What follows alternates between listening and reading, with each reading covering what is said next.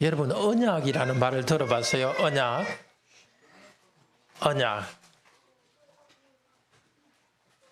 언약은 여러 가지 뜻이 있지만은 약속이에요. 자, 언약은 뭐라고요? 약속. 그런데 여러분 엄마 아빠는 서로 약속했어요. 언제 약속했냐면 결혼식 올릴 때 여기 있는 사람 아무도 태어나기 전에 엄마 아빠 결혼식 못 봤죠? 태어나기 전에 엄마 아빠가 결혼할 때에 서로 약속했어요. 어떻게? 내가 당신을 평생 사랑하겠습니다. 이렇게 약속했어요. 그런데 엄마 아빠는 두 사람만 약속한 게 아니고 하나님께 또 약속했어요. 하나님, 제가 이 남자, 이 여자를 평생 사랑했습니다 하고 약속을 했어요. 그 약속한 걸 언약이라 합니다. 그러니까 결혼 때는 두 가지 언약이 있죠. 사람끼리 두 사람이 언약하는 것하고 하나님과 언약하는 것 두 개가 있습니다. 자, 두 사람이 언약했고 하나님 앞에서 언약했어요. 그런데 하나님은 두 사람이 언약한 대로 잘하면은 복을 주시고 언약한 대로 되지 않으면은 벌을 내리실 거예요. 근데 엄마 아빠가 서로 사랑할 때 힘들 때 있을까요? 없을까요? 좀 있겠죠. 네. 사랑하는데 서로 사랑하는데 힘들 때가 있어요. 그때 그래도 약속했기 때문에 언약했기 때문에 서로 사랑해요. 그런데 더 중요한 것은 하나님과 언약했기 때문에 더 사랑합니다. 자, 결혼은 사람끼리도 언약하지만 하나님 앞에 언약했기 때문에 그래서 힘들 때도 사랑합니다. 언약에 대해서 결혼의 언약은 두 가지가 있다 그랬죠. 서로 남자 여자가 서로 언약하는 것과 하나님과 언약하는 겁니다. 그런데 만약에 두 사람이 서로 사랑하지 않으면 둘이 맺은 언약도 어기는 거지만 뭘 어기는 거죠? 하나님과 한 언약도 어기기 때문에 여러분 엄마 아빠는 그렇게 하지 않을 거예요. 하나님과 한 언약이 있기 때문에 서로 힘들 때도 사랑할 거예요. 자, 어린이 여러분들도 나중에 커서 하나님 잘 믿는 사람과 결혼하세요. 그리고 하나님 앞에서 언약하고 서로가 언약해서 평생 사랑하도록 해요. 자, 다시 한번 물어볼까요? 언약이 뭐죠? 약속. 결혼에는 언약이 몇 개가 있어요? 결혼 안에는 두 가지가 있죠. 하나는 사람끼리 언약하는 것과 하나님 앞에서 언약하는 것. 그 하나님 앞에서 언약한 것 때문에 그 결혼 약속을 더 잘 지킵니다. 자, 계속해서 하나님 말씀 들읍시다.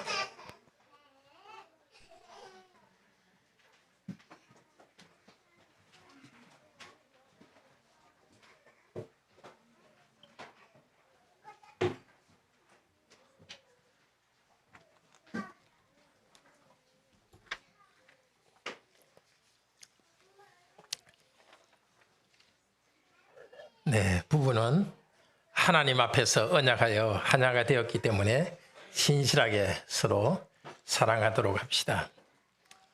요즘엔 결혼하고 아기 놓고 하는 것이 힘드니까 그냥 혼자 편하게 살겠다는 젊은이들이 좀 많아지고 있습니다. 이혼도 점점 많아지고 있습니다. 이런 환경에서 우리 그리스도인은 결혼과 이혼에 대해서 어떻게 생각해야 되는가? 오늘 본문이 가르쳐 줍니다. 지금부터 2500년 전에 말라기라는 선지자를 통해서 하나님께서 백성에게 한 말씀입니다. 그때 문제가 두 가지 있었습니다. 하나는 믿지 않는 사람, 하나님을 믿지 않는 불신자와 결혼하는 문제가 있었고 또 하나는 이혼하는 것이었습니다. 하나님께서는 그것이 왜 잘못됐는지를 자세히 가르쳐 주십니다. 그 가르치는 가운데 결혼이란 무언가를 가르칩니다.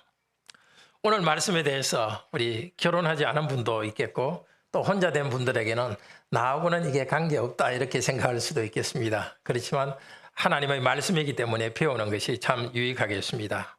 또 우리 자녀들에게 가르치고 다른 결혼한 우리 형제자매들을 돕기 위해서 우리가 결혼이란 무엇인가에 대한 이 말씀, 오늘 우리 주신 말씀을 함께 배우는 것이 유익할 것입니다. 오늘 들을 말씀은 부부는 한 분 하나님 앞에 서약하여서 언약하여서 하나가 되었으니까 신실하게 사랑합시다 하는 것입니다. 첫째로 부부가 배신하는 것은 하나님과 맺은 언약을 배신하는 죄입니다. 둘째, 부부가 배신하지 말고 결혼 관계에 신실하도록 합시다. 셋째, 하나이신 하나님을 믿음으로써 결혼에 신실하도록 합시다. 오늘 말씀에 중요한 세 가지 단어가 있습니다. 하나라는 단어, 그게 1절에 2번, 15절에 2번이나 나옵니다. 1절에는 하나님에 대해서 하나, 15절에는 사람에 대해서, 결혼 상대자에 대해서 하나라고 말합니다. 그리고 거짓을 행한다는 말이 5번이나 나옵니다. 근데 이 거짓을 행한다는 말의 뜻은 신실하지 않게 행한다 혹은 배신한다는 뜻입니다. 그리고 언약이란 말이 오늘 10절에서 한 번, 14절에서 한 번, 2번 나옵니다. 자, 이렇게 단어가 나오는 것은 이미 본문의 뜻을 우리에게 가르쳐 줍니다. 부부는 한 분 하나님께 언약하여 하나가 되었기 때문에 신실하게 서로 사랑해야 한다는 것을 나타냅니다. 첫째로 부부가 배신하는 것은 하나님과 맺은 언약을 배신하는 죄입니다. 결혼과 이혼의 문제를 다루는데 가장 중요한 부분은 바로 한 분 하나님 앞에 언약했다는 사실입니다. 10절은 이렇게 말합니다. 우리는 한 아버지를 가지지 아니하였느냐? 한 하나님께서 지으신 바가 아니냐? 어찌하여 우리 각 사람이 자기 형제에게 거짓을 행하여, 거짓을 행한다는 것은 무슨 뜻이라 했죠? 배반하여, 배신하여 우리 조상들의 언약을 욕되게 하느냐? 우리는 한 아버지를 가지지 아니하였느냐? 한 하나님께서 지으신 바가 아니냐? 하나님께서는 우리를 창조하기도 했지만 우리를 구원하여서 새롭게 창조했습니다. 이스라엘 백성도에 대해서도 하나님께서는 바로에게 그렇게 말했습니다. 이스라엘은 내 장자라, 첫 아들이라 하면서 구원하셨습니다. 이스라엘을 구원하여서 새로운 백성으로 창조하여서 아버지가 되셨습니다. 우리 모두는 한 분 하나님을 아버지로 믿기 때문에 여기 우리는 형제 자매가 되었습니다. 한 하나님을 아버지로 모시기 때문에 우리는 형제 자매로서 서로 사랑하는 관계에 들어와 있습니다. 그런데 자기 형제에게 거짓을 행했다고 합니다. 즉 자기 형제에게 배신하는 문제를 말합니다. 여기 자기 형제는 아내를 말합니다.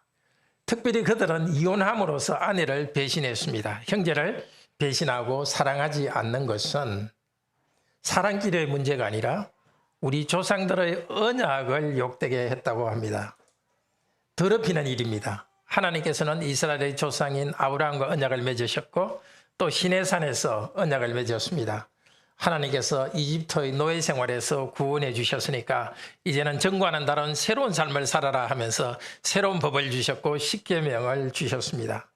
그런데 하나님 백성은 그분 말씀대로 사랑하지 않음으로써 이혼함으로써 하나님과의 언약을 더럽혔습니다. 하나님께 범죄했습니다. 11절에서 말하는 대로 유다는 배신했습니다. 우리는 서로 배신하는 것은 하나님의 언약을 배신하는 것이기 때문에 서로에게 신실하여서 하나님의 이름을 높이도록 합시다. 11, 12절은 말합니다. 이방신의 딸과 결혼하여 하나님을 배신한 자는 백성으로부터 끊어내신다고 합니다. 우리 11절, 12절은 같이 한번 읽읍시다. 유다는 거짓을 행하였고 이스라엘과 예루살렘 중에서는 가증한 일을 행하였으며 유다는 여호와께서 사랑하시는 그 성결을 욕되게 하여 이방신의 딸과 결혼하였으니 이 일을 행하는 사람에게 속한 자는 깨는 자나 응답하는 자는 물론이요 만군의 여호와께 제사를 드리는 자도 여호와께서 야곱의 장막 가운데서 끊어버리시리라. 가증한 일이라는 것은 하나님께서 미워하고 싫어한다는 뜻입니다. 하나님께서는 우상 숭배하는 일을 싫어합니다. 그런데 이스라엘 백성 중에 어떤 일이 생기느냐 하면 이방 신의 딸과 결혼하는 일이 있었습니다. 단순히 이방 여성의 딸과 결혼한 것이 아니라 이방 신의 딸과 결혼했습니다. 룻 같은 경우는 모압 여인이고 이방 여인이지만은 과거에 하던 우상을 버리고 하나님께로 나왔습니다. 만약에 이스라엘 백성들이 결혼한 사람이 그렇게 이방 출신이지만은 우상을 버리고 하나님께로 따라왔다면 문제가 없을 것입니다. 그러나 계속해서 우상을 섬기는 사람을 아내로 맞아들였습니다. 믿는 믿음을 받아들이지 않는데도 아내로 받아들였습니다. 말라기 선지자가 예언할 때 그때 이스라엘 백성은 바벨론 포로에서 갓 돌아왔기 때문에 생활이 넉넉지 않았습니다. 근데 이미 그 땅에 살고 있는 이방 사람들, 가나안 사람들은 넉넉하고 부유한 사람들이 있었습니다. 그래서 이스라엘 백성은 그 넉넉한 사람들로부터 이익을 얻기 위해서 이방 여인들과 결혼하는 일이 생겼습니다. 그렇게 이방 여인과 결혼하는 것은 11절은 뭐라 말합니까? 유다는 여호와께서 사랑하시는 그 성전을 욕되게 하였다. 이 성전은 사랑하시는 성결은 성전이라는 뜻도 있습니다. 우상숭배를 하는 여인과 살면서 하나님의 백성이 자신이 하나님께로 받은 거룩함을 욕되게 했습니다. 더 나아가서 하나님이 사랑하시는 성전을 욕되게 합니다. 12절에 하나님께서는 말씀하십니다. 우상숭배하는 이방 여인과 결혼해 살고 있는 사람은 야곱의 장막으로부터 끊어버리시겠다고 합니다. 하나님의 백성의 공동체로부터 끊어버리시겠다고 합니다. 이방 여인 아내와 적극적으로 깨워서 일깨우면서 결혼하건 아니면 수동적으로 응답하는 식으로 결혼하건 간에 하나님께서 징계하십니다. 지금도 하나님께서는 믿는 자들이 이방 사람, 불신자와 결혼하는 것을 싫어하십니다. 그런데 13절, 14절은 배신한 자들의 제사를 하나님께서 받지 않으신다고 합니다. 조금 길지만 13, 14절도 같이 한번 읽어봅시다. 너희가 이런 일도 행하나니 곧 눈물과 울음과 단식으로 여호와의 제단을 가리게 하는도다. 그러므로 여호와께서 다시는 너희의 봉헌물을 돌아보지도 아니하시며 그것을 너희 손에서 기꺼이 받지도 아니하시거늘 너희는 이러기를 어찌됨이니까 하는도다. 이는 너와 내가 어려서 맞이한 아내 사이에 여호와께서 정인이 되시기 때문이라. 그는 내 짝이요 너와 서약한 아내도 돼 내가 그에게 거짓을 행하였도다. 거짓을 행하였다는 무슨 뜻이라 했죠? 배신하였도다. 결혼한 이방 신을 믿는 여인과 결혼한 사람 혹은 이혼한 하나님의 백성이 그것을 회개하지 않고 배신한 일을 계속하면서 성전에 와서 제사를 드렸습니다. 하나님께서는 그들이 드리는 봉헌물 예배를 받지 않으신다고 합니다. 어떻게 구체적으로 나타냈는지는 모르지만 백성들이 알 수 있도록 어떤 표시를 내었습니다. 하나님께서 예배를 받지 않으시니까 그들은 눈물과 울음과 탄식으로 여호와의 제단을 가렸습니다. 울면서 따지듯이 하나님께 말했습니다. 왜 그렇습니까? 하나님, 왜 우리의 예배를 받지 않으십니까? 하고 따졌습니다. 그들의 질문에 대해서 하나님께서는 친절하게 대답해 주십니다. 그들이 아내를 배신했기 때문이라고 답합니다. 그러면서 아내의 소중함을 말합니다. 오늘 14, 15절에서는 아내에 대해서 세 가지로 말합니다. 첫째, 14, 15절 두 번이나 어려서 맞이한 아내라고 합니다. 즉 젊어서 맞이한 아내. 젊어서 얼굴이 예쁠 때는 사랑하다가 진짜 인생 풍파를 겪으면서 같이 위기를 극복하고 나이가 들어서 이제 얼굴도 쭈글쭈글하고 얼굴이 호두껍질처럼 그렇게 되었는데 그때도 계속 사랑하라는 것입니다. 둘째는 내 짝이라고 합니다. 이게 짝이라는 것은 원래 남자끼리 우정을 나누는 데 쓰는 말입니다. 여기에서만 오늘 본문에서만 남자 여자 사이에 씁니다. 그러니까 여기 내 짝이라는 것은 동지라는 것입니다. 남편과 아내는 하나님께서 맡기신 사명을 함께 감당하던 동지였습니다.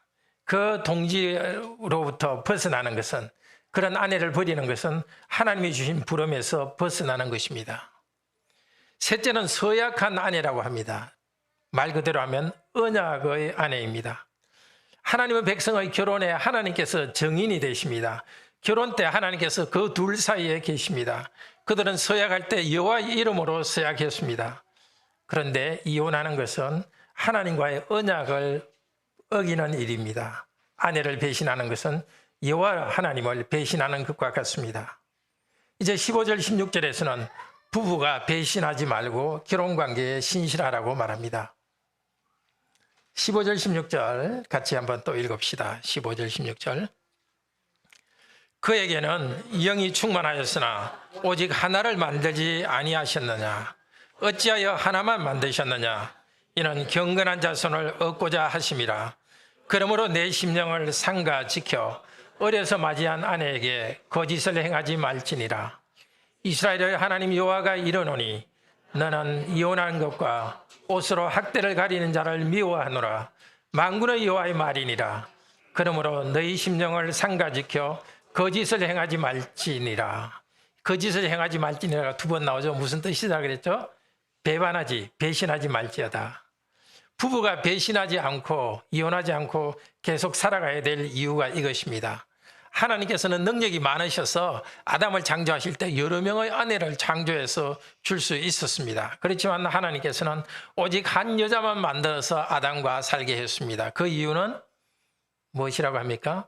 경건한 자손을 얻기 위함이라. 근데 경건한 자손이라는 것은 말 그대로 하면은 하나님의 후손이라는 뜻입니다. 하나님의 후손. 하나님은 한 남자와 한 여자가 결혼하게 하신 이유는 그 사이에서 하나님을 닮은 하나님의 형상이 번성하기를 원했습니다. 그렇기 때문에 젊어서 결혼한 아내를 배신하지 말라고 합니다. 마음이 흔들리지 않도록 자기 영혼을 잘 지켜서 아내에게 신실하라고 말합니다. 하나님께서는 이혼을 미워하십니다. 왜냐하면 하나님이 사람을 원래 만드신 뜻에 어긋나기 때문입니다. 한 남자와 한 여자가 결혼에 신실하여서 하나님 닮은 후손을 출산하고 생교가 번성하는 하나님 뜻에 저항하는 것입니다.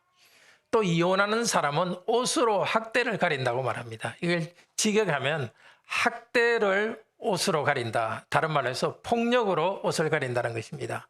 폭력을 쓰는데 그것을 감추어두는 게 아니라 그냥 드러낸다는 겁니다. 함께 살던 아내가 작은 일로 마음에 들지 않다고 이혼하고 내버리는 것은 공개적으로 폭력을 행사하는 하나님 쪽에서는 받아들일 수 없는 일입니다. 자, 오늘 이 말씀을 통해서 세 번째 말씀 듣겠습니다. 우리는 하나이신 하나님을 믿음으로써 결혼에 신실하도록 합시다. 자칫하면 우리 자신이 이방 여인과 결혼하지는 않았지만은 마치 이방 여인과 결혼한 것처럼 믿음 없이 결혼 생활을 할 수도 있습니다. 이혼하지는 않았지만 살고 있기는 하지만 이혼한 것처럼 그렇게 함께 한 몸이 되지 않을 수도 있습니다. 중요한 것은 나는 그런 일을 하지 않았다는 것이 아니라 하나님이 원하시는 그런 경건한 결혼 생활을 하는 것입니다. 오늘 본문에는 하나라는 말이 4번 나온다 그랬죠. 1절에 한 아버지와 한 하나님, 15절에 하나의 아내에 대해서 2번이나 말합니다. 성도는 남편과 아내는 한 분 하나님만 섬깁니다. 그렇기 때문에 한 분 하나님 때문에 남편과 아내는 부부로 하나 됩니다. 하나님과의 관계 때문에 성도는 일반적으로 하나 되지만 부부도 한 분 하나님을 모시기 때문에 서로 관계에서 신실해야 됩니다. 그러나 이스라엘 백성 중에는 배신하는 일이 있었죠.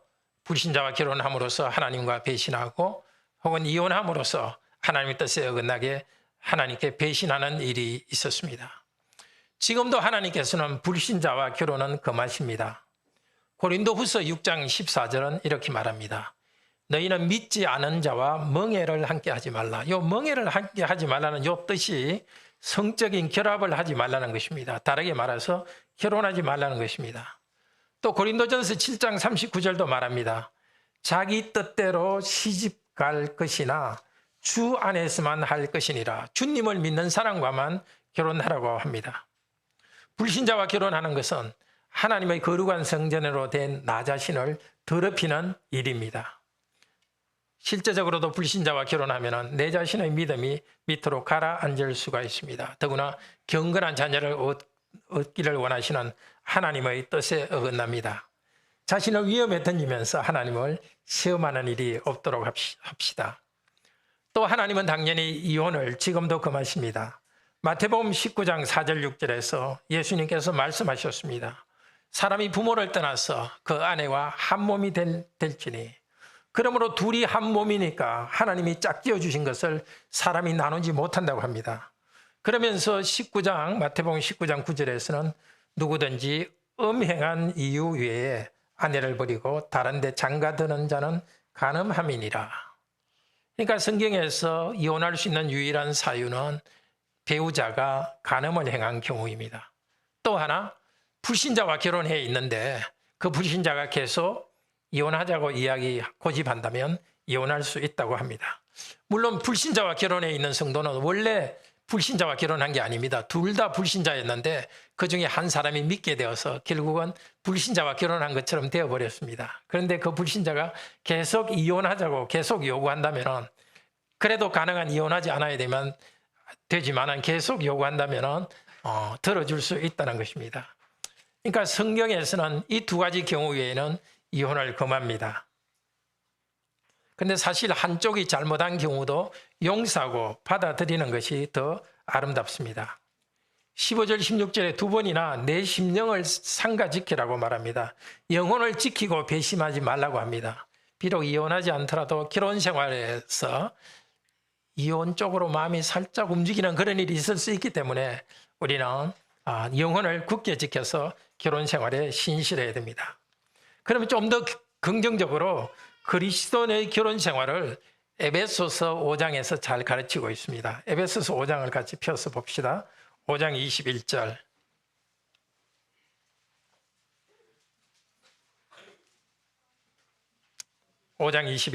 이렇게 말합니다. 그리스도를 경외함으로 피차 복종하라. 그리스도를 믿는 사람은 한 분 그리스도를 믿기 때문에 그리스도 때문에 그리스도와 하나가 되었고 그리스도의 지체가 되었습니다. 그리스도께서 결혼한 부부의 중간에 두 사람을 붙잡고 계십니다. 특히 부부는 각각 그리스도와 연합했기 때문에 그리스도에게 복종하듯이 저쪽에 그리스도에게 연합되어 있는 자기 배우자에게 복종합니다. 물론 아내에게, 남편에게 복종하라 합니다. 그렇지만 남편도 주 예수님 때문에 복종해야 됩니다. 아내를 사랑하라 하는데 사랑해도 되고 안 해도 되는 것이 아니라 사랑한 것 외에는 다른 방법이 없기 때문에 남편도 아내에게 복종하듯이 사랑해야 됩니다. 남편은 그리스도께서 교회를 사랑하듯이 사랑해야 됩니다. 에베소서 5장 22절은 말합니다. 그리스도께서 교회를 위하여 자신을 주신 같이 남편들아 너희도 그렇게 행해라 합니다. 이게 자신을 주신다는 것은 어디에 나오는 단어냐면 예수님께서 십자가에서 자신을 내어주어서 죽기까지 사랑한 것을 말합니다.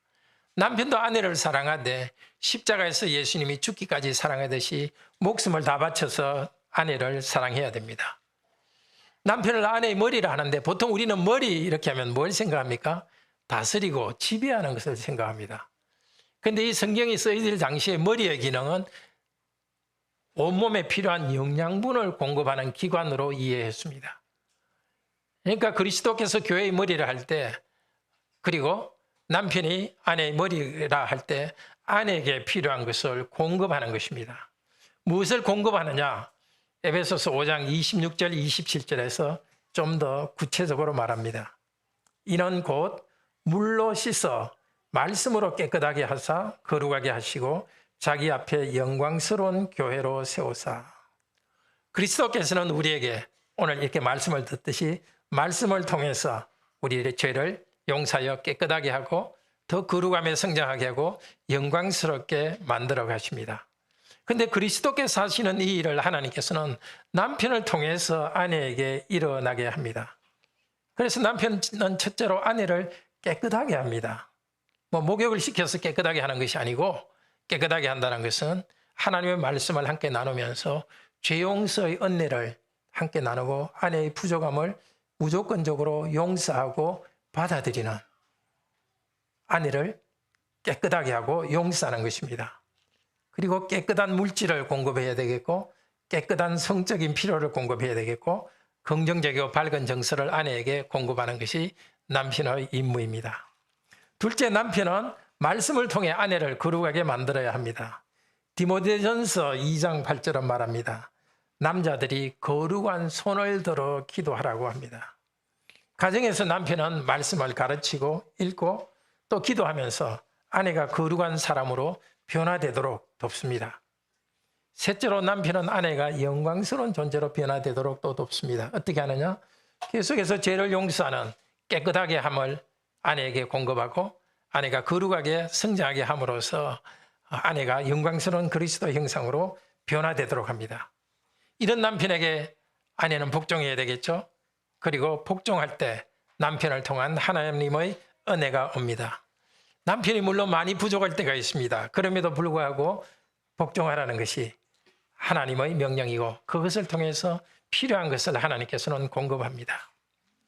그런데 아내가 남편에게 복종한다 할 때도 단순히 수동적으로 복종만 하는 것이 아닙니다. 적극적인 순종을 해야 됩니다. 창세기 보면은 아내는 남편을 뭐 하는 배필이라 하고 있습니까? 아내는 남편을 돕는 배필이라고 말하고 있습니다. 근데 돕는다는 단어를 성경에서 찾아보면은 주로 어디에 나오느냐?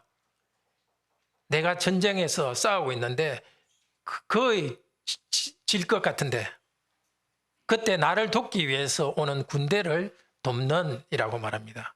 그리고 제일 많이 나오는 것이 하나님에 대해서 씁니다. 예컨대 시편 70편 5절은 이렇게 말합니다. 이렇게 기도합니다. 하나님이여 속히 내게 임하소서. 주는 나의 도움이요 건지시는 자시니. 누가 도움이라고요? 하나님입니다. 그러니까 남편이 힘든 가운데서 하나님 도와주시옵소서 기도할 때 하나님께서 어떻게 하신다고요? 돕는 배필을 옆에 줘서 그래 내가 너를 돕는 것을 너 아내를 통해서 내가 너를 도울게 하고 말합니다. 자, 여기 네 아내가 있다. 내가 너를 돕는 일을 네 아내가 많은 부분을 할 것이라고 말합니다. 그래서 남편들은 아내를 돕는 배필이라 해서 뭐 있으면 좋고 없으면 괜찮은 그런 존재가 아니라 아내의 역할을 신중히 심각하게 받아들여야 됩니다. 아내를 가볍게 생각해서는 아닙니다. 하나님께서 나에게 필요한 도움을 아내를 통해서 많이 공급해 주기 때문에 아내를 귀하게 여겨야 합니다. 남편의 아내는 하나님께 주시는 이 구원의 은혜를 공급하기 위해서 아내를 사랑하고 죽기까지 사랑해야 됩니다. 마찬가지로 아내도 하나님께서 자기를 통해서 남편에게 공급하기 때문에 아내를 남편에 대해서 순종하고 복종해야 됩니다. 이것이 바로 부부가 언약에 신실한 것입니다. 부부가 먼저 하나님과의 관계에서 서로 사랑하고 복종할 때에 자녀들도 언약의 자녀로 바로 양육할 수 있습니다.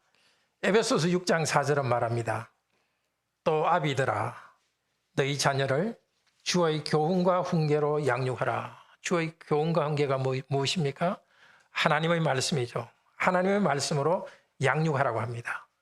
남편의 직무는 아내를 위해서도 말씀으로 깨끗하게 하고 거룩하게 하고 영광스럽게 하는 것이고 또 자기 자녀를 양육하기 위해서도 말씀을 통해서 합니다.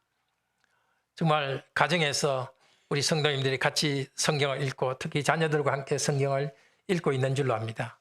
지금까지 하셨지만 앞으로 좀 더 부지런히 하시기를 바랍니다. 그 말씀 읽고 기도하는 그 일을 통해서 하나님께서는 구원의 일을 이루어 가시고 자녀들을 언약의 백성으로 바로 세워 가십니다. 자녀에게 당연히 말씀을 가르칠 뿐 아니라 일상의 일을 결정할 때도 왜 이렇게 결정하는지를 자녀들에게 가르치면서 나아가야 되겠습니다. 형제자매 여러분, 하나님께서는 우리를 은혜로 구원해 주셨습니다. 우리에게 재용서해 주시고 새로운 백성으로 살아라고 말씀을 주시고 우리와 언약을 맺었습니다. 언약의 말씀이 바로 십계명뿐만 아니라 성경에 있는 모든 말씀이 하나님께서 우리와 관계 맺으시고 구원하신 다음에 언약 백성으로서 이렇게 살아라고 말씀을 주셨습니다. 하나님께서 우리에게 말씀을 가르치면서 언약을 맺었습니다. 삼위일체 하나님, 같은 하나님을 섬기기 때문에 부부는 하나가 되어 있습니다. 아직 결혼하지 않는 우리 성도 여러분, 정말 불신자와 결혼하는 그런 일을 함으로써 하나님을 배신하는 일이 없기를 바랍니다. 또 이혼함으로써 하나님 앞에서 하나됨을 배신하는 일이 없기를 바랍니다. 오히려 우리의 구주 되신 한 분 하나님, 예수 그리스도를 두려워하고 사랑하도록 합시다. 그 때문에 부부가 피차 복종하고 하나됨을 지켜갑시다. 그리스도 안에서 구원의 은혜를 부부가 공급해주고 또 하나님의 도우심을 서로에게 공급하는 은혜가 있기를 바랍니다.